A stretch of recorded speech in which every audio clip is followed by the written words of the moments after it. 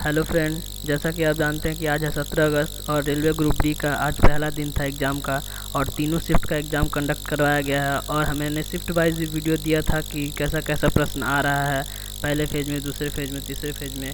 But उस समय मेरे पास सारा क्वेश्चन था नहीं, तो जितना भी क्वेश्चन मेरे पास उस समय था उसका तो एनालिसिस कर दिया था। बट मेरे पास अभी कुछ ज़्यादा प्रश्न है, तीनों शिफ्ट का एक साथ मैं एनालिसिस करवा रहा हूँ अभी। तो आप लोग देखते जाए कि अभी एग्ज़ाम में कैसा प्रश्न आ रहा है और किस तरह का प्रश्न आ सकता है, इससे आप अनुमान लगा सकते हैं। क्वेश्चन का लेवल ज़्यादा कठिन भी नहीं है और ज़्यादा इजी भी नहीं बोल सकते, मतलब मॉडरेट लेवल का है। आप लोग 70 प्लस अटेंड करके आइएगा तो आप लोगों का मतलब अभी तो कुछ नहीं बोल सकते कि क्या हो सकता है, एक अनुमान लगा रहे हैं कि जितना भी स्टूडेंट आ रहे हैं करके वो 60 और 70 के बीच में ही करके आ रहे हैं। आप भी 70 का टारगेट रखिए, वैसे 75 तक कर सके तो और भी अच्छा है, 80 तक करके सोचिएगा कि आइएगा, ठीक है। तो चलिए देखते हैं क्या क्या प्रश्न आया था, तीनों शिफ्ट का साथ में ही हम करवा रहे हैं, ठीक ना। तो चलिए देखते हैं कि क्या है। कि देखिए, हमसे पूछा गया था कि 8वीं अनुसूची में कितनी भाषा है। तो आप जानते हैं कि 8वीं अनुसूची में कितना भाषा है, तो 8वीं अनुसूची में 22 भाषा है। तो जब शुरू हुआ था, जब संविधान के जब लागू हुआ था उस समय तो हमारा 14 ही भाषा था, बाद में 8 को जोड़ा गया था, ठीक है, समझ गए।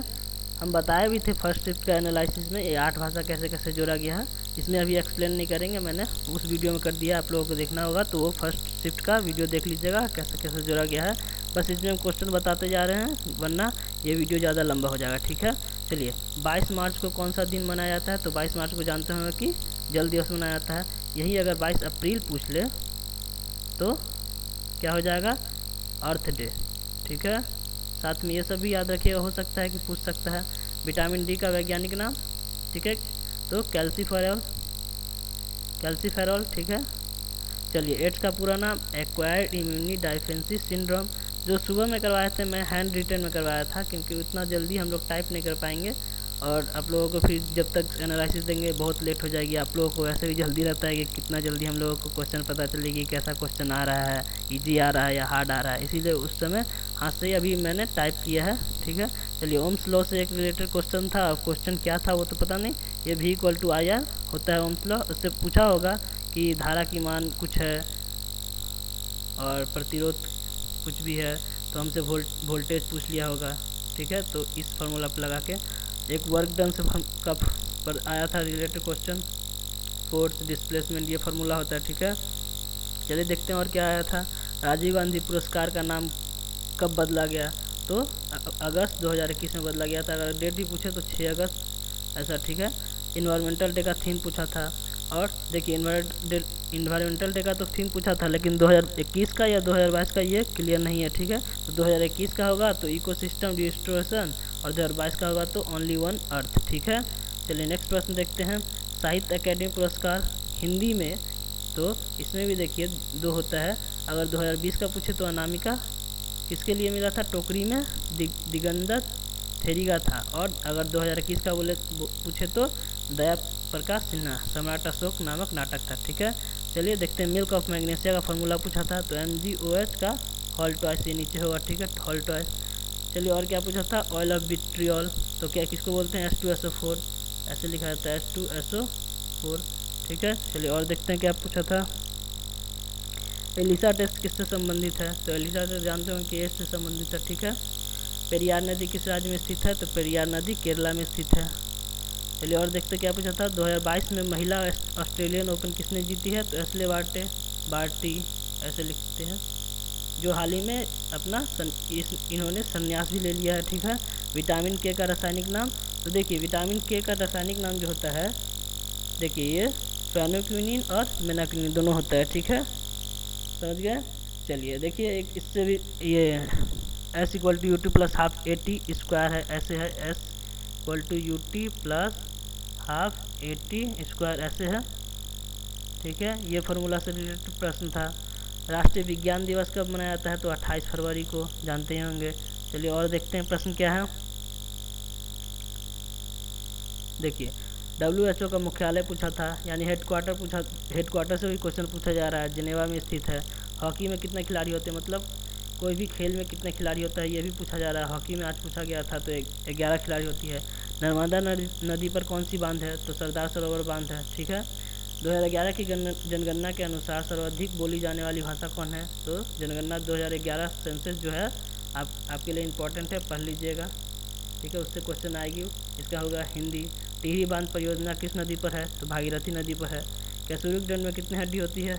मतलब रीढ़ की हड्डी में जो होती है वो 26 हड्डी होती है। मैंने मतलब हड्डी से रिलेटेड एक वीडियो भी डाला था, शायद परसों डाला था, तो आप लोग देख सकते हैं। चलिए नेक्स्ट प्रश्न, संभावित प्रश्न का जो दूसरा दिन होगा डे 2, उसमें देखिएगा मैंने हड्डी के बारे में सारा चीज़ समझाया है, ठीक है। चलिए नेक्स्ट प्रश्न देखते हैं। फ्रांस का सर्वोत्तम पुरस्कार किसे मिला है? तो शशि थरूर जी को दिया गया था फ्रांस का सर्वोत्तम पुरस्कार। ऊँट का गर्भकाल कितने दिन का होता है? तो 13 से 15 महीने का होता है, ठीक है। प्रतिरोधकता किस पर निर्भर करती है? तो पदार्थ पर, ठीक है। दुर्लभ रोग दिवस कब मनाया जाता है? तो 28 फरवरी को, ठीक है। पहला लोकपाल कौन था? तो पिनाकी चंद्र घोष, ठीक है। और देखते हैं सीवी रमन को नोबेल पुरस्कार से कब सम्मानित किया गया था? तो 1930 में, ठीक है। चलिए नेक्स्ट प्रश्न देखते हैं। उष्णकटिबंधीय सदाबहार वन कहाँ पाई जाती है? तो भूमध्य रेखा क्षेत्र में, ठीक है। चलिए नेक्स्ट प्रश्न देखते हैं। पहला पंचवर्षीय योजना किस मॉडल पर आधारित है? तो पहला पंचवर्षीय योजना जो था हेराल्ड डोमान मॉडल पर आधारित था, ठीक है। इसको याद रख लिया, पंचवर्षीय योजना से प्रश्न बन रहा, तो आप लोग पंचवर्षीय योजना को अच्छा से देख लीजिएगा, ठीक है। धावन सोडा का सूत्र क्या होता है? Na2CO3.H2O, ठीक है, याद रखिएगा। इसी तरह खाने का सोडा का भी याद रख लीजिए। खाने का सोडा क्या होता है? NaHCO3, ठीक है। चलिए गैल्वेनाइजेशन में लोहे पर किस चीज़ की परत चढ़ाई जाती है? तो जिंक की परत चढ़ाई जाती है, ठीक है, जिंक की परत। आत्महत्या की थैली किसे कहते हैं? तो लाइसोसोम को। चलिए नेक्स्ट प्रश्न देखते हैं। हीलियम का ऑक्सीडेशन नंबर कितना होता है? तो हीलियम का ऑक्सीडेशन नंबर 0 होता है, क्योंकि उसके आखिरी सेल में 2 ही इलेक्ट्रॉन होते हैं और वो पूरी तरह से भरा होता है, ठीक है। रक्त का थक्का किसके कारण बनता है? अब इसमें ऑप्शन पे डिपेंड करता है कि विटामिन के दिया था या कैल्शियम आयन दिया था या प्लेटलेट्स दिया था या प्रोथ्रोम्बिन दिया, कि अब ऑप्शन पे में क्या दिया था उस पर डिपेंड करता है, ठीक है। वेटलैंड डे कब मनाया जाता है? तो 2 फरवरी को। भारत का नेपोलियन किसे कहा जाता है? समुद्रगुप्त को। जीके का ही इजी ही क्वेश्चन आ रहा है, कुछ हार्ड नहीं आ रहा, धीरे धीरे टफ किया जाएगा जैसे जैसे शिफ्ट बढ़ेगी वैसे वैसे। बट आज का जो जीके था वो ज़्यादा हार्ड नहीं था। अवतल लेंस की प्रकृति कैसी होती है? तो हमेशा छोटी बनाती है, ठीक है, अवतल लेंस हमेशा छोटी बनाती है। मिग गैस संबंधित है। मिग गैस मतलब मिथाइल आइसोसाइनेट जो भोपाल गैस त्रासदी में लीक हुई थी, मिथाइल आइसोसाइनेट, ठीक है। नेक्स्ट प्रश्न देखते हैं। अनुच्छेद 51 से संबंधित प्रश्न था कि अनुच्छेद 51 किससे संबंधित है? तो अंतर्राष्ट्रीय शांति और सुरक्षा को बढ़ावा देने के लिए ये अनुच्छेद मतलब रिलेटेड है। भारत में सबसे अधिक वर्षा कहाँ होती है? तो भारत में सबसे अधिक वर्षा कहाँ होती है? मौसिनराम, जो मेघालय में स्थित है, ठीक है। अनुच्छेद 279 से भी प्रश्न था जो GST से संबंधित है। विटामिन B12 का रासायनिक नाम पूछा था, कोबालामीन होता है, ठीक है। सर्वाधिक अप्राप्तनांक किसका होता है? तो हीरा का। अब ऑप्शन में अगर हीरा ना दिया हो तो उसमें देखेंगे, जो 4 ऑप्शन दिया उसमें सबसे ज़्यादा देखेंगे किसमें होता है, ठीक है। तो मान के चलिए कि अगर कांच का पूछे, शीशा का पूछे तो 1.5 होता है, पानी का 1.33 होता है। अब कौन सा पूछा, मतलब क्या ऑप्शन में था वो ऑप्शन पे, मतलब ऐसे तो बता दिया कि सबसे ज़्यादा हीरा का होता है, ठीक है। चलिए नेक्स्ट प्रश्न देखते हैं। NGT का चेयरमैन पूछा गया, तो नेशनल ग्रीन ट्रिब्यूनल का जो चेयरमैन है वो है आदर्श कुमार गोयल। और अनुच्छेद 48 से प्रश्न था, कृषि और पशुपालन का संगठन, इससे मतलब एनिमल हस्बेंड्री से रिलेटेड है, ठीक है। और द्रोणाचार्य अवार्ड, अब इसमें देखिए द्रोणाचार्य अवार्ड में 2 प्रकार का अवार्ड होता है, एक होता है लाइफ टाइम श्रेणी में और एक होता है नियमित श्रेणी, दोनों में 5-5 व्यक्ति को दिया गया है।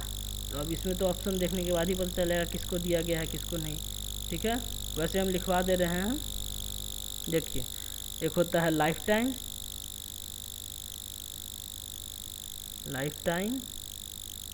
और एक होता है नियमित, ठीक है। 2 श्रेणी में दिया जाता है, दोनों में 5-5 लोगों को दिया गया, इसमें भी 5 लोगों को दिया गया है और इसमें भी 5 लोगों को दिया गया है। किन किन को दिया गया है तो देख लीजिए एक बार। जो लाइफ टाइम में दिया गया है पीटी ओसेफ को, ठीक है। और किसको दिया गया है? सरकार तलवार को। और किसको दिया गया है? और दिया गया सरपाल सिंह को। और किनको दिया गया है? आसान कुमार को, और किनको दिया गया है तो तपन कुमार पानीग्रह, ठीक है। तो ये हो गया लाइफ टाइम के लिए। अब देखिए कि नियमित में किन किन को दिया गया है।